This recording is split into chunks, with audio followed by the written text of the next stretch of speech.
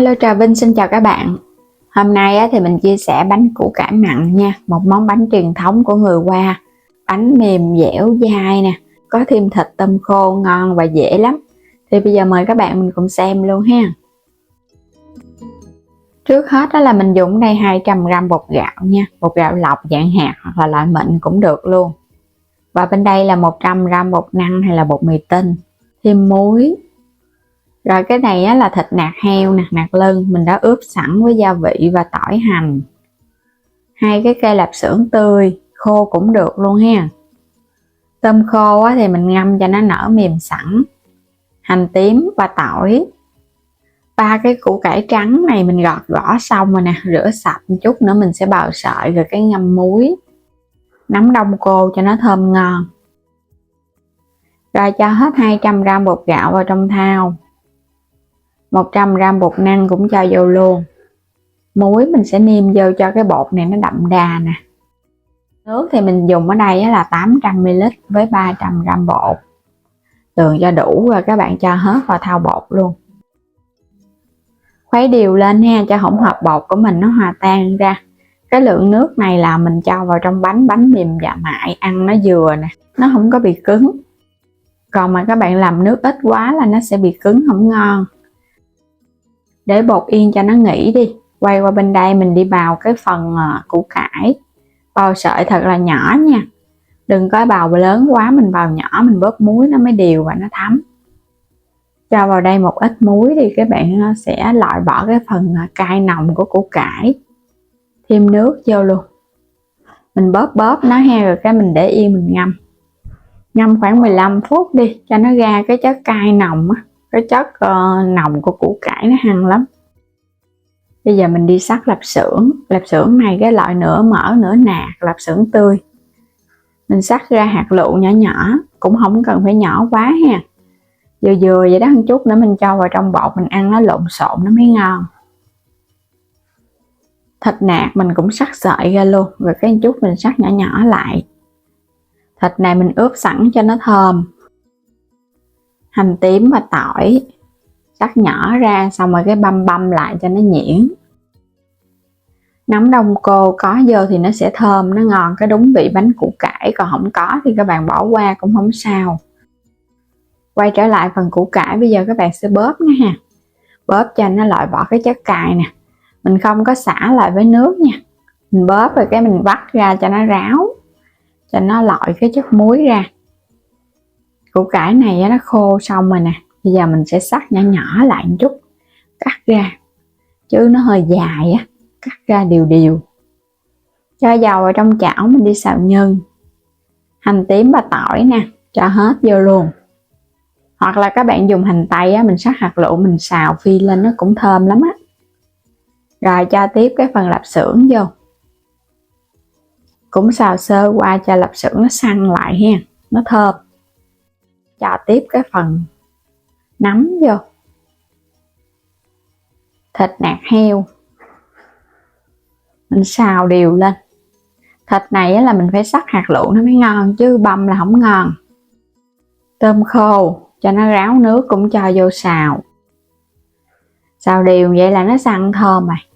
Trong đây có gia vị rồi nên mình chỉ nêm vô một ít đường nữa là được rồi ha. Thêm chút tiêu xay nữa. Đậu phộng này mình dùng 100g, mình đã nấu cho nó chín rồi á. Đậu phộng thì các bạn phải ngâm một đêm với baking soda, mình nấu nó mới mềm được, còn không thôi là nó sẽ bị sượng. Nấu thì nó hơi cực nhưng mà ăn nó ngon. Xớt cái phần nhân đó ra, cái chảo còn dầu mình cho tiếp củ cải vô xào ha. Xào cho củ cải này nó săn lên. Củ cải thì các bạn xào lửa nhỏ thôi, mình để chút xíu để cho nó hơi dịu lại. Rồi mình mới cho phân nửa cái phần nhân xào vô. Chừa một nửa lại để một chút mình cho lên trên cái mặt bánh cho nó hấp dẫn. Cũng xào đều lên. Khuấy đều cái thau bột, các bạn sẽ cho trực tiếp vào trong cái chảo nhân này luôn. Để mở mức lửa thấp thôi ha. Mình xào từ từ vậy nè. Để cho phần nhân và phần bột nó hòa quyện với nhau. Mình đảo nhẹ nhẹ cho nó đừng có bị đóng ở dưới đáy chảo. Cho nó hơi đặc lại là được rồi. Mình dùng cái khuôn này là khuôn 18, quét sơn lớp dầu cho nó đừng có bị dính bánh. Các bạn sẽ cho vô một khuôn 18 nhôm và một chút nữa những cái bánh còn lại mình sẽ cho vô khuôn nhỏ. Dàn dàn ra ha. Bánh mà mình nó xào vậy á, thì phần bột nó sẽ không có bị lắng và các bạn hấp lên nó chín nó cũng nhanh nữa. Dàn mỏng ra cho cái lớp mặt nó phẳng phẳng ra. Bánh củ cải phải có thêm đậu phộng thì nó mới đúng, nó mới ngon. Phần nhân mình cũng chừa lại một ít, mình cho vô cái khuôn bánh nhỏ nữa ha. Cũng dàn mỏng ra. Dàn xong rồi các bạn đè đè nó xuống nè cho nó bám với cái phần bột thì mình hấp nó mới bám được. Rồi cái phần bột còn lại mình sẽ cho vô cái khuôn nhỏ này là khuôn silicon chịu nhiệt. Khuôn này không cần quét dầu cũng được nữa. Cũng cho cái mặt nè. Trang trí lên trên cái mặt bánh. Rồi mình sẽ chất vô ha. Ở bên dưới là mình để cái khuôn nhỏ. Trên là mình lót cái khuôn, cái dĩ rồi cái cho cái khuôn lớn lên. Hấp trong vòng 25 phút. Đủ thời gian là bánh nó chín rồi. Bánh cũng mỏng à. Bánh chín thì các bạn thấy bột nó trong veo vậy nè. Thơm bát ngát luôn. Thơm phức à. Thơm nhất cái mùi tôm khô á. Cái khuôn silicon này thì nó không có dính nên là bánh nóng mình cũng lấy ra được luôn. Mình sẽ lấy ra cho các bạn xem ha. Nó tróc lóc à. Làm bằng cái khuôn này nó không dính và nhìn cái bánh nó cũng đẹp nữa. Bánh mềm mại, không hề bị cứng nha. Nhìn hấp dẫn quá chừng luôn á. Wow, bánh mặn nó là ăn không hề bị ngán. Ăn no nê luôn. Bánh củ cải một trong những món bánh đúc mà nó ngon hơn cả bánh đúc mặn. Khuôn lớn này phải chờ cho nó thiệt nguội các bạn mới lấy được nha, không thôi nó dính lắm. Để cho nó nguội rồi mình úp ngược nó ra. Đây ở bên dưới nè các bạn, mềm mại láng bóng nha. Ở bên trên thì hấp dẫn quá chừng luôn. Đầy một cái khuôn nhân. Bánh củ cải hấp.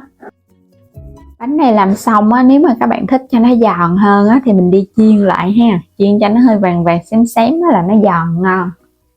Còn thích ăn mềm mềm vậy á, thì ăn luôn, không cần phải chiên gì đâu. Khi ăn á, thì mình có thể thêm một ít nước mắm hoặc là nước tương tỏi ớt á, ăn cùng. Vừa chống ngán mà lại no. Và ăn không vậy là hấp dẫn lắm rồi. Mình nêm gia vị và vừa miệng. Ở trong á, các loại nhân nó cũng có cái gia vị sẵn á, nên là các bạn không cần phải nêm nhiều gia vị đâu. Bánh mềm mại núng nính luôn. Vừa ngon mà vừa dễ ha. Mình thấy cái món này á, làm là bảo đảm ăn siêu ghiền luôn. Một trong những món bánh đúc mà bánh này là được lựa chọn ưu tiên hàng đầu luôn. Bánh đúc củ cải hay là gọi là bánh củ cải hấp của người Hoa. Đậu phộng á, thì mềm mại, bên trong có hòa lẫn nhân á, các bạn thấy nó cũng bắt mắt ha. Ăn rất là ngon luôn các bạn. Củ cải á, nó thơm phức à. Ăn vào á, cái phần nhân nó cũng vừa miệng nữa. Thơm nhất chính là tôm khô á. Đậu phộng phải nấu cho nó mềm, do cái bánh này nó mới ngon, chứ các bạn nấu mà nó sượng là mình ăn nó không ngon nha. Và bây giờ cảm ơn các bạn đã theo dõi hết video của mình. Nếu chưa đăng ký kênh thì vui lòng đăng ký ủng hộ kênh mình với ha. Và bấm vào góc trái video để lựa chọn các sản phẩm mua ủng hộ mình. Xin chào tạm biệt, hẹn gặp lại các bạn ở những video tiếp theo.